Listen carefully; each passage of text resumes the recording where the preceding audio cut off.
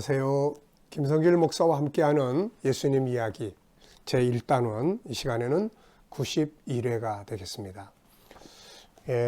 지금 우리가 제5부를 살펴보고 있죠. 십자가에 대한 올바른 이해.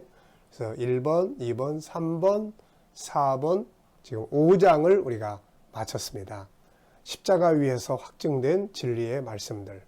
예수님께서 이 땅에 오셔서 가르치셨던 많은 말씀들은 하나는 삶의 현장에서 그게 진리라는 것이 확증되었고, 하나는 십자가 위에서 이제 마지막으로 사인을 하셨죠. 내가 지금까지 가르친 거는 다 사실이야. 이건 거짓말이 아니야.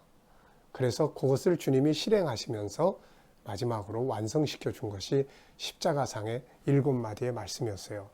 용서를 통한 사랑의 완성, 낙원 가신다고 하심으로써 천국 복음의 사실성, 부모 공경, 엘리엘이 라마 사박다네, 내가 목마르다 다 이루었다, 아버지 손에 부탁합니다.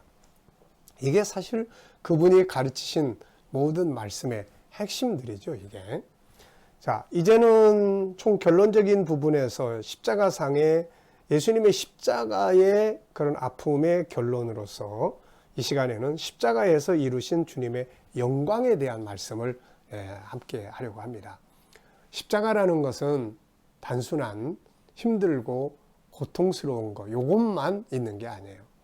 십자가 다음에, 십자가 안으로 들어가면 하나님의 사랑과 주님의 사랑이 가득 차 있고, 십자가를 그 다음에 이제 넘어가 보면 주님의 영광이 있는 거죠. 그래서 십자가는 영광을 위한 것이에요. 자, 바울 사도가 로마서 8장 17절, 18절에서 그런 말했죠. 우리가 이제 하나님의 상속자이기 때문에 그리스도와 함께 고난도 받아야 한다.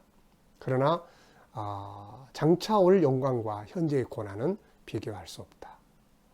이 고난만 있으면 감당할 수 없는 거죠.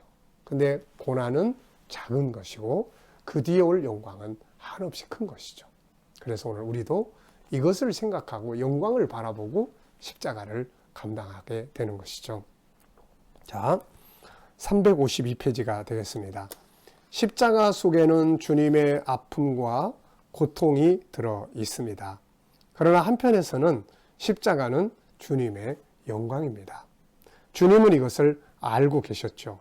히브리서 12장 2절을 보면은 믿음의 주요 또 온전케 하시는 이인 예수를 바라보자. 저는 그 앞에 있는 즐거움을 위하여 십자가를 참으사 부끄러움을 개의치 아니하시더니 하나님 보좌 우편에 앉으셨느니라. 그 앞에 있는 즐거움을 위하여 십자가를 참으사. 앞에 있는 즐거움에 그 십자가만 보면 고통스럽죠. 피하고 싶어요. 그런데 그 앞에 있는 즐거움. 예수님은 그걸 보신 거죠. 그렇다면 예수님께서 십자가를 지실 수 있었던 그 원동력, 그 앞에 있는 즐거움은 무엇이었을까요? 여기에 6가지를 적어놨습니다. 물론 주님은 이보다 더 많은, 더 큰 즐거움을 보고 계셨겠죠. 그러나 제가 인간적 생각에서 정리를 해본 겁니다. 십자가는 결코 고통의 표시만이 아니라 위대한 영광의 증표죠. 그래서 십자가를 위해서 완성하신 주님은 이제 이 영광의 자리에 들어가시게 되는 것이죠. 자, 한번 보겠습니다. 첫째는 아버지의 영광, 두 번째는 주님 자신의 기쁨, 세 번째는 성도들이 드리는 영광, 네 번째는 천군 천사들이 드리는 영광, 다섯 번째는 만물이 바쳐드리는 영광, 여섯 번째는 영원한 영광. 네, 한번 내용을 읽어보겠습니다. 첫째는 아버지의 영광이에요. 예수님의 십자가의 죽으심은 하나님을 기쁘시게 했습니다. 그리고 그분의 뜻을 이루어 드린 거죠. 당연히 하나님은 기뻐하셨고 주님은 이로 인하여 칭찬과 기쁨을 얻으셨습니다. 당신이 하나님께서 맡기신 십자가를 피하지 않고 완성하면 하나님이 기뻐하시고 우리 자신에게는 칭찬과 영광의 기쁨이 있는 거죠. 하나님이 기뻐하세요. 내가 기쁘다. 너로 인해서 기쁘다. 우리가 십자가 잘 지면 하나님 기뻐하시는 거예요. 두 번째는 주님 자신의 기쁨이 또 있죠. 십자가를 피하지 않고 완성하면 세상의 기쁨과 보람이, 완성의 기쁨과 보람이 있습니다. 주님은 자신의 십자가를 완수함으로써 기쁨과 보람을 가지셨고 그 십자가를 통해서 수많은 생명들이 구원받는 걸 보고 기쁨과 영광을 얻으신 거죠. 우리 역시 마찬가지예요. 우리가 우리 자신의 십자가를 바로 감당하면 자신의 희생은 있지만 그게 헛된 희생이 아니잖아요. 주 안에서 받는 희생, 주 안에서 감당하는 희생은 헛되지 않습니다.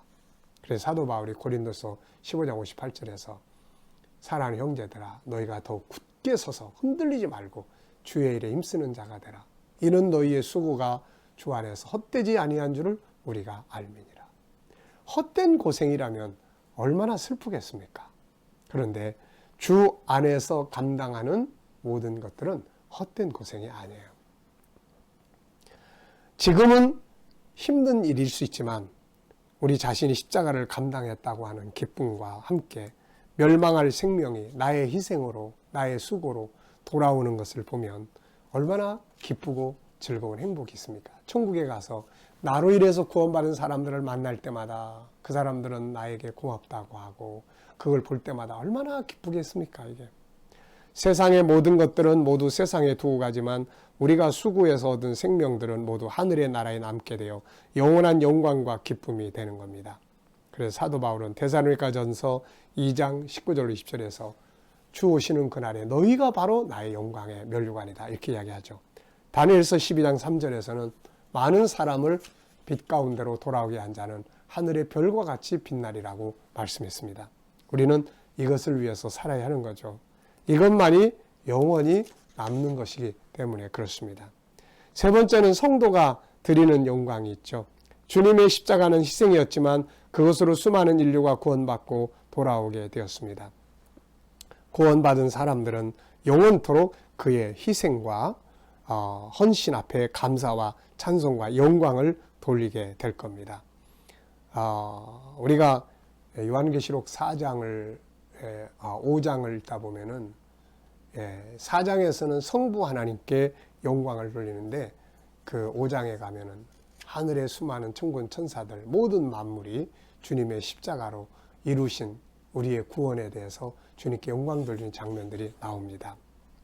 우리 성도들이 그렇게 주님 앞에 영원토록 우리의 구원은 당신의 피로 이루어졌습니다 하고 감사와 영광을 돌리잖아요. 당신의 희생과 헌신으로, 우리 자신의 희생과 헌신으로 누군가가 구원받아서 하나님 나라에 들어간다면 우리 역시 이런 감사와 칭찬을 얻게 될 거예요. 네 번째는 천군 천사가 드리는 영광이 있습니다. 주님의 순종과 헌신 앞에 수많은 천군 천사들과 영적 존재들은 감사와 찬송과 경배를 드리고 있습니다. 우리 역시 십자가를 완성하고 돌아가면 하늘의 성도들과 천사들이 우리의 수고를 칭찬하게 될 거예요. 정말 수고했습니다. 하나님, 이 사람이 영광을 받는 것은 합당합니다. 우리 그걸 볼 수 있어야 돼요. 자, 다섯 번째는 만물이 드리는 영광. 계시록 5장 13절에 보면 하늘과 땅과 그 가운데 있는 모든 만물들이 주님의 영광을 찬양해요. 십자가에 죽으신 주님, 인류를 구원하신 그분, 자기 백성들을 그의 피로 구원하셔서 나라와 제사장을 삼으신 그분의 그 위대한 역사를 만물이 찬양합니다. 여섯 번째는 이 같은 영광을 영원히 누리실 것입니다. 주님은 이 같은 기쁨과 영광을 영원토록 누리게 되는 거죠. 우리 역시 이 땅에서 십자가의 아픔을 지고 간다면 이런 영원한 영광과 상급을 누리게 될 것입니다. 디모데후서 2장 11절로 12절에서 사도 바울은 우리에게 고난을 피하지 말자고 이야기를 해요. 디모데후서는 사실 사도 바울의 유언서와 같은 내용이에요. 그래서 여기서 사도 바울은 계속해서 그런 당부를 합니다. 고난을 두려워하지 마라. 고난을 피하려고 하지 마라. 우리가 이 고난을 함께 참여할 수 있어야 한다. 바울 자신이 그 고난 속에서 참고 견디면서 마지막 순교를 앞에 두고 있잖아요. 마지막 순교를 앞에 놓고 자기 제자 영적 아들 디모데에게 무슨 말을 할 수 있겠습니까? 고난을 두려워하지 마라. 고난에 함께 동참하는 자가 되라. 고난받고 있는 나를 부끄럽게 여기지 마라. 네. 그러면서 디모데후서 2장 11절로 12절을 이야기하는 거예요. 미쁘다. 이 미쁘다는 말은 진실하다는 말이잖아요. 미쁘다 이 말이요. 우리가 주와 함께 죽었으면 또한 함께 살 것이요. 참으면 또한 함께 왕노릇할 것이다. 우리가 주를 부인하면 주도 우리를 부인하실 것이다. 이 세상에서는 편안하게 살고 또 부귀영화 누리고 그러면 좋게 보이지만 천국에 들어갈 때는 그거 다 놔두고 가잖아요. 하나님 나라에 가서 제일 기뻐할 수 있는 사람들이 누굴까요? 이 땅에서 주를 위한 고난과 눈물과 희생의 시간을 가졌던 사람들이 아닐까요? 예수님은 마태복음 6장에서 팔복을 가르치시면서 마지막으로 이런 말씀하시죠.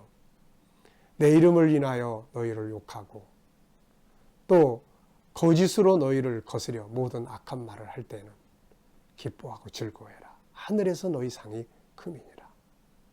너희 전에 있던 선지자들도 이같이 박해하였느니라. 자, 여러분, 바울 사도는 로마서 8장 17절로 18절에서 이런 당부를 합니다. 자녀임은 또한 후사 곧 하나님의 후사요 그리스도와 함께한 후사니 우리가 그와 함께 영광을 얻기 위하여 고난도 함께 받아야 될 것이니라. 생각건대 현재의 고난은 장차 우리에게 나타날 영광과 좋게 비교할 수 없도다. 바울 사도는 하늘의 나라를 보고 온 사람이잖아요. 그가 하늘의 영광을 다 보고 왔습니다. 그러니 이 세상에서 받는 고난에 대한 대가가 얼마나 큰지를 그는 알고 있어요. 그래서 이 땅에 사는 동안에는 믿음 지키기 위해서 사명 감당하려고 선한 싸움 싸우기 위해서 우리가 받아야 될 어려움, 고난, 때로는 손해봐야 될 이런 것들이 있어야 된다는 걸 이야기를 하죠. 그런데 바울 사도는 이런 것들만 있는 게 아니라 장차 올 영광, 그것에 대해서 갚아주실 하나님의 은혜의 영광을 생각을 하면 비교할 수가 없다는 거죠. 오늘 우리들도 그 영광을 좀 보면 좋겠어요. 십자가만 보지 말고 사람들이 사명, 그럼 우리가 져야 될 십자가가 크게 세 가지 바울이 이야기했잖아요. 선한 싸움 싸우는 십자가, 믿는 사람답게 살아야 되는 십자가, 그 다음에 믿음을 지키는 십자가, 그 다음에 달려갈 길, 사명 막치는 십자가잖아요. 사명의 십자가, 믿음의 십자가, 믿는 사람으로서 살아야 될 선한 싸움의 십자가. 살다 보면 손해볼 때도 있고 그래요. 그런데 그것만 보지 말고 그 다음 거를 봐야 돼. 십자가 뒤에 걸 봐야 돼. 내게 주어질 영광. 이걸 보면 이거 짊어지고 갈 수가 있는 겁니다. 십자가는 피하는 게 아니에요. 십자가는 지고 가야 되는 거예요. 우리가 주님 앞에 기도해야 될 거는 십자가를 피하게 해달라고 기도할 게 아니라 은혜 중에 잘 지고 가게 해달라고 기도를 해야 되는 것입니다. 우리 모두가 다 주님처럼 십자가 다 완성하고 주님처럼 영원한 영광, 한없는 영광을 누릴 수 있는 영광의 후사들이 다 되시기 바랍니다. 이 시간 말씀 여기서 마치겠습니다. 감사합니다.